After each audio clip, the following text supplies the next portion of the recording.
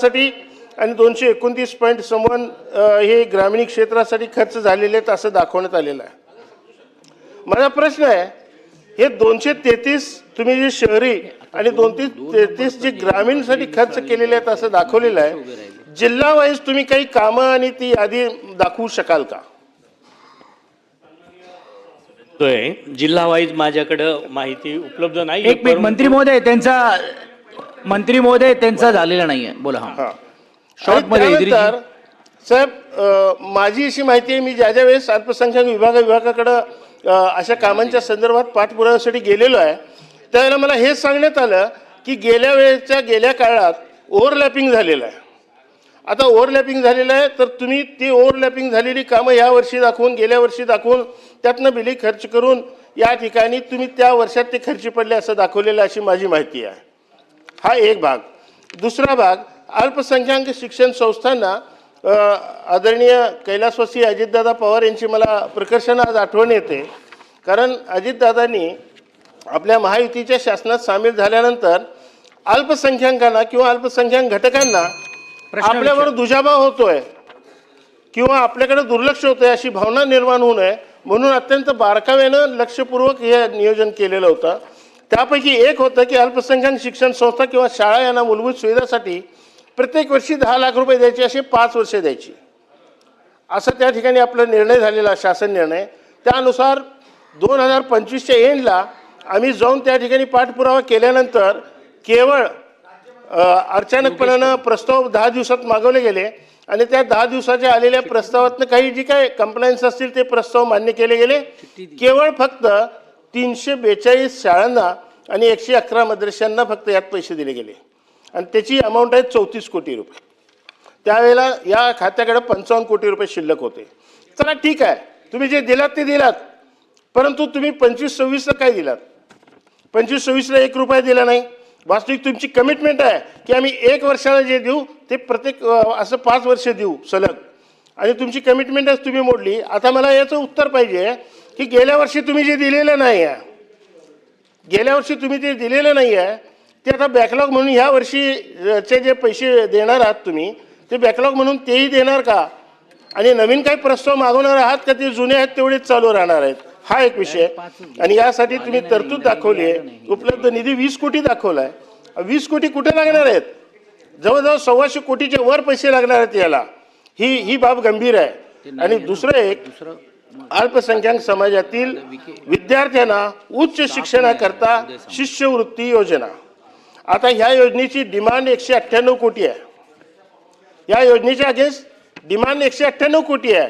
इथे तरतूद फक्त 60 कोटी दाखवलेले आणि 60 कोटी खर्च झाले असं दाखवलेलं आहे। हे काय बरोबर नाही आहे।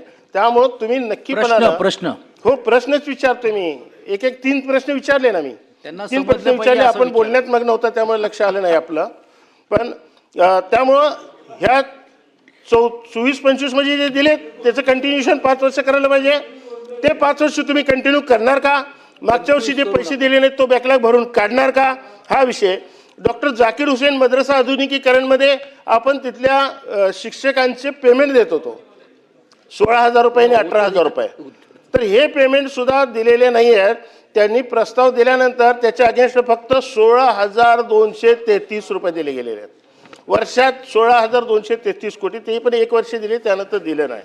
आणि सगळ्यात महत्त्वाचा विषय आहे की अल्पसंख्याक विद्यार्थ्यांना उच्च शिक्षणाकरता जी शिष्यवृत्ती आजही मिळालेली नाही गेली 2 वर्षापासून, मग 60 कोटी तुम्ही खर्च कुठे केले?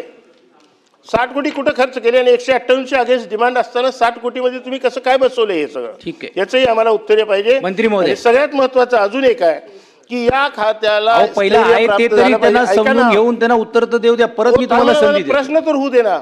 अहो, तुम्हाला एकाच वेळी तुम्ही जर 5 प्रश्न विचारला तर त्यांच्या लक्षात नाही येणार।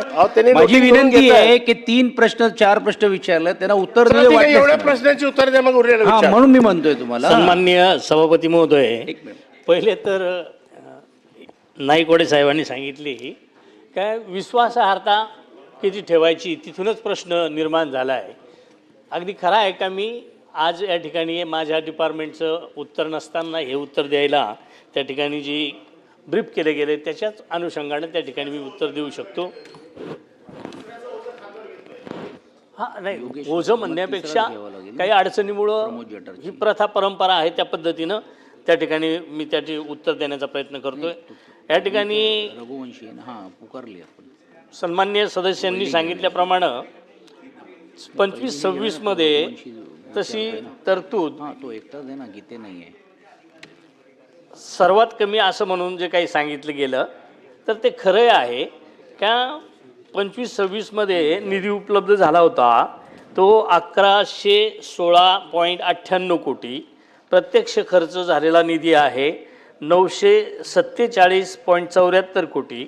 अखर्चित निधी 169.23 कोटी. प्रत्यक्ष झालेल्या निधीची टक्केवारी तशी आपण सांगितल्याप्रमाणे इतरांच्या तुलनेबरोबर 84.84% एवढा त्या ठिकाणी निधीचा खर्च झालेला आहे. याचा अर्थ त्या ठिकाणी निधी मिळाला आहे, निधीचा खर्चसुद्धा त्या ठिकाणी झाला आहे. आपण जे काही सांगितलं गेलं का मुलांची शिष्यवृत्तीचा आणि यंदाच्या तरतुदीचं, तर यंदाच्या तरतुदीला अडचण त्या ठिकाणी येणार नाही. दरवर्षी आपण म्हणता तसं ते बरोबर आहे, अखर्चित राहण्याचं प्रमाण जे काही दिसतं ते एकतर प्रस्ताव निधी वितरण हे अंतिम मार्चमध्ये होतं आणि त्याच्यात थोडा बदल करणं त्या ठिकाणी गरजेचं आहे. आणि ऐन वेळेला प्रस्ताव मागितल्यामुळं अनेकांकडून प्रस्ताव हे अर्धवट स्थितीत किंवा त्रुटीपूर्तता व्हायला उशीर लागल्यामुळे त्यांना त्याचा लाभ देता आलेला नाही. अभ्यंकरजी एक मिनिट होऊ द्या, मी देतो तुम्हाला बोल. सभापती महोदय,